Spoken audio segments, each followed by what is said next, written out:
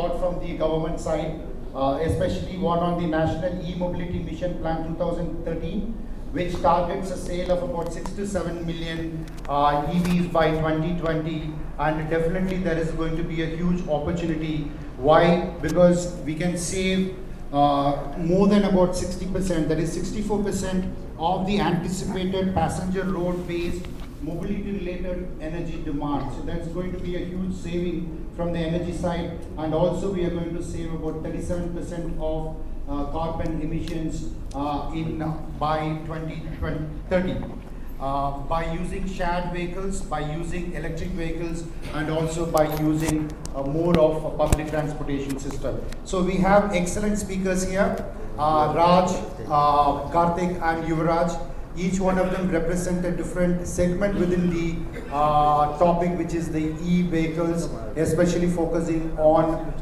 the infrastructure side, that is the charging infrastructure side. Without spending much time on the introductory remark, I just call Mr. Raj Cherubal, who is the CEO of Chennai Smart City Company, to share his initial thoughts on this subject and also show us some kind of a light about what is happening in the e-vehicles and the adoption of EVs, especially in the public transportation system, and the outlook of public transportation system at large as far as Chennai is concerned. Thank you so much for the invitation. Since time is short, so since Smart City, we don't directly deal with transportation, but we do a lot of different things that could directly or indirectly have an impact. So I'll give you a quick run through it. So for example, we are implementing what could be one of the largest parking management systems in the world, camera-based analytics, AI and all that stuff. We're doing cycle sharing, for example. So that's again geo-coded, GPS-based system, so that you can, using an app, you can get a cycle and so on. But every time somebody came with an EV concept to my office, first thing I would do is ask them to go talk to Metro Rail. And the reason was there is so much kind of chaos and vacuum in any of our Indian city. It's not very clear how an EV vehicle is supposed to be. This I'm talking about 2 years ago. How do you go forward with it? Somebody can come up with an EV vehicle. So for example, people with auto rickshaw ideas, bike ideas, car, buses have come. The question becomes who will do the charging station. So then there would be people who come with charging station ideas, saying that give us space, it's like a petrol pump, right? You put up a charging station, anybody can go do the charging. So some of the ideas we had floated was, for example, Tangentco is doing smart metering across T Nagar area. So what we felt was, why not look at that as a smart grid concept? So what does smart grid in India means? It's a very complicated problem, because in the US, you may have multiple suppliers of electricity. Here you have just one supplier, which is the TNEB.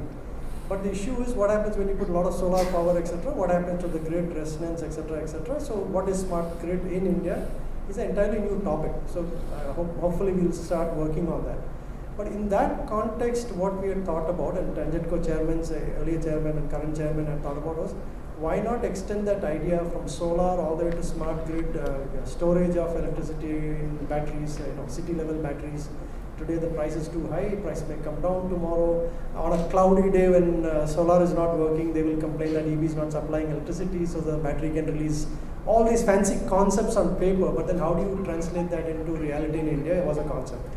But as an extension, what we felt was, why not Tangentco become like an oil company? Start putting chargers everywhere. Give preferential, differential, etc., ways of giving electricity to EV vehicles and so on. Instead of an oil company making money, Tangentco could make money. So as you can see, there's a lot of ideas floating around. It'll be wonderful to slowly start piloting. So I'll just throw some ideas at you, even though it's not directly related to EV, just to show you the complexity of the problem. That is, EV, smart charging, etc. is one thing. Then you have the whole idea of last mile connectivity. This is why every time I used to tell them, go talk to Metro Rail, because they are like a giant organization which is able to bulldoze good ideas through the system. But the problem is Metro Rail is limited to Metro Rail stations, not like across the city. But at least by pushing through some of these ideas around the Metro Rail, so whether it's a small auto, EV charging auto, working with Metro Rail to drop off people, pick up people, etc. Then the question becomes, where do you put the charger? Then the interesting question, it was new to me also, what is the rate at which you charge the electricity guy will charge the EV? That itself is a policy vacuum. Nobody knows. Is it commercial? Is it alternate energy? Is it something energy? So, long story short, I think we need to do a lot of piloting. See, I like policy, central government policy, state government policy, all that is fine. But at some point, you need to start piloting to figure out what are the gaps in the system. So, you can start with a policy of what Denmark did or what Timbuktu did or what Korea did. But problem is Indian governance structure is so different. Your licensing is done by one department, the public transport is done by another department. So if you go try to sell an EV vehicle to a transport department, they'll say, look, I can't buy it until when that government department authorizes it. So I think we need to, industry bodies now need to start doing serious piloting that involves all these different pieces to show what works, what doesn't work, where is the gap, etc., etc. So for example, related, unrelated topic would be district cooling and tri-generation concepts, right? So there is an organization in Delhi which came and talked to us. The ideas are great. So the idea is that you could do district cooling, just like you would give water supply and electricity supply. Why not do cooling and heating through pipes, which supposedly saves 40% electricity, carbon and cost and so on. Sounds like a good idea, but then how do you implement it? I mean, if somebody were to put a cooling pipeline out there, how would you supply that cooling to this building, and why should this building buy from that person, right? Which means again policy change. Again, how do you bring about those kinds of changes? Tri-generation is the same thing, and all these things piggyback on EV charging station, etc. Because if you're going to save 40% electricity here, why not supply that to the cars and the bikes and the auto rickshaws? So I think it's time we not look at a lot of these things in vacuum, because EV charging auto guy is only interested in auto. Bike guys only interested in auto, but as an industry body, I think it is time to start putting things, many of these radical concepts, which are no longer radical in Singapore or Dubai. How do we do this in a, let's say, 10 square kilometer area? The various layers of the same topic, whether it's EV, auto, or district cooling, or smart grid, or energy storage. These are all connected to each other. Luckily, in Chennai, some of it is actually happening on the ground. Some of it is an interesting concept discussion stage. Some of it is fantasy stage. So I think it is time we start, the industry could easily help bring about some piloting, prototyping, and then let that drive the policy change. Because policy change alone in a vacuum, it just stay as policy change. It may not translate. The last thing I would argue is that I think government of Tamil Nadu, from what I understand, is working with C40, which is they're very interested in climate change. Hundreds of cities across the world are interested in climate change, and there's an organization called C40. The Department of the Transportation is working with C40, and I think KfW, the German funding agency, to look at electric buses. So one of the things I was recommending to them is that don't look at bus buying as a concept. That's easy. Anybody can buy a bus. The problem is the infrastructure, right? From flash charging, fast charging, slow charging, etc. There itself, there are a lot of controversy, like different opinions. So simple example would be, and these are all unknown quantities in India. So for example, an expert from Canada came and said, typically industry tries to sell these giant batteries and giant things under the assumption that this bus is going to go 100 kilometers non-stop.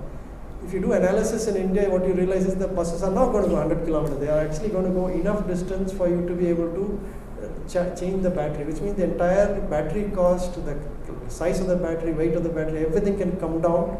The transportation system, which already is creaking and losing money, can actually save money and make a profit out of it. So even those ideas are unknown in my opinion, at least to me. I'm no expert in this field, but it was actually very fascinating to see what industry pushes for in terms of EV vehicle, what is actually required by the city, and that gap is pretty big. So if you go and buy a 1,000 bus which is overly priced, okay, fine, good for the company that sold the EV vehicle, but then it's bad for in the long run, because it becomes a sustainable cost. So a lot of those soft analysis and understanding is missing in India from what I can see. So I think in the next couple of years we're living in very interesting times, because all these things are going to get revealed, a lot of change is going to happen, and that's going to drive the industry to adjust to the reality. We are living in exciting times, as Chinese curse each other supposedly. We are actually living in very interesting times, and I'm pretty optimistic about this whole field.